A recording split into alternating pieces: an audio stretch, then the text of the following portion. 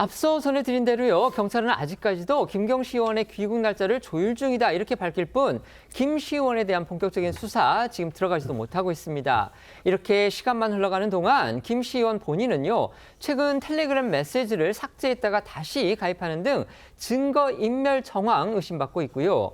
어제 저희 TV조선 단독 보도를 통해서는요. 김시 의원이 과거 김민석 국무총리 관련 의혹으로 경찰에 고발됐을 때 이 증거를 없앨 것으로 그렇게 의심을 받는 정황이 추가로 또 드러났습니다. 김경시 의원의 출국이 사실상 증거인멸의 시간을 벌기 위한 도피성이 아니냐는 의심 더욱 커지는 대목인데요. 어제 저희 TV조선 단독 취재에 따르면 이 김시 의원은 지난해 10월 국민의힘 진종호 의원이 김민석 국무총리 관련 의혹으로 자신을 경찰에 고발하자 시의회에서 쓰던 컴퓨터 2대를 초기화한 것으로 드러났습니다. 관련해 시의회 관계자는 김시 의원이 회기도 끝나기 전에 컴퓨터 2대를 반납해서 의아했다며 반납한 컴퓨터를 확인해 보니 깨끗하게 초기화돼 있었다고 했습니다. 이렇게 김 시의원이 컴퓨터 2대를 초기화하는 동안 경찰은 별다른 수사를 진행하지 않은 것으로 드러났습니다. 당시 그러니까 지난해 10월경 이 진종호 의원이 제기한 의혹은요. 김 시의원이 김민석 국무총리를 2026년 서울시장 경선에서 지원하기 위해서 특정 종교단체 신도 3천 명을 당원으로 가입시키고 당비를 대납하려 했다는 그런 의혹이었습니다. 공개된 녹취엔 문제가 되지 않겠느냐라는 그 제보자의 말에 김 시의원이 문제될 것 없다라고 답한 대목도 그대로 담겨 있는데요. 하지만 경찰은 아직까지도 이 고발인인 진 의원조차 불러서 조사하지 않았고요. 이 진종호 의원 측은 동아일보에 경찰에서 수사를 일부러 안 하는 것인지 의심스럽다라는 이 말을 한 것으로도 전해졌습니다.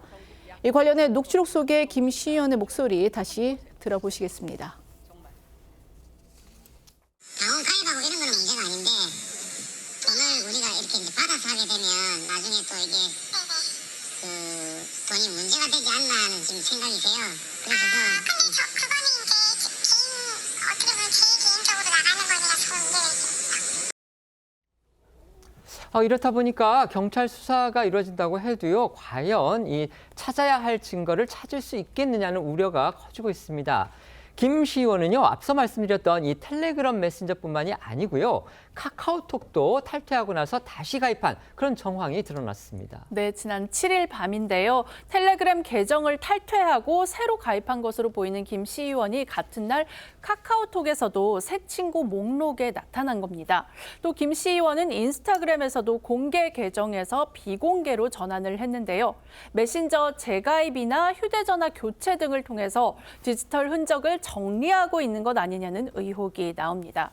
이런 가운데 경찰은 김 시의원의 텔레그램 재가입 정황이 보도된 어제서야 김 시의원에 대해서 통신영장을 신청한 것으로 알려지면서 뒷북 조치라는 비판도 나오고 있습니다.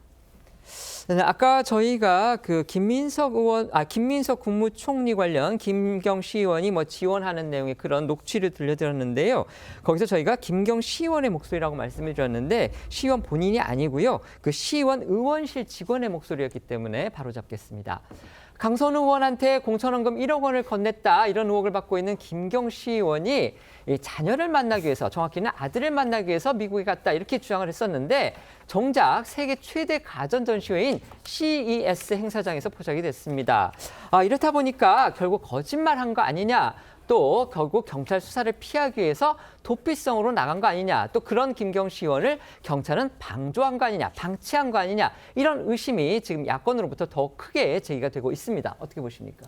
일단 이번 사태는 제 주변에서도 그렇고 상당히 놀라고 있어요. 이 공천 헌금이든 공천 뇌물이든 이것이 그 구태인 줄 알고 다 이제 없어졌다는 그런 인식이 많았는데 이게 그대로 드러났고 1억 원이 지금 행방도 모르잖아요. 네. 그 상황에서 또 녹음 파일까지 드러났어요.